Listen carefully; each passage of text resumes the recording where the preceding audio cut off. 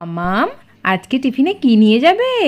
আজকে আমার তো বার্থডে, তাই তুমি একটু স্পেশাল কিছু বানিয়ে দাও।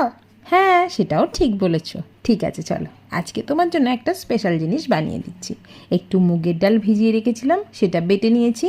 আর একটা বড় পাত্রে নিয়ে নিলাম কিছুটা আটা আর কিছুটা ময়দা, কসুরি মেথি আর স্বাদ মতো নুন চিনিটাও দিয়ে দিলাম।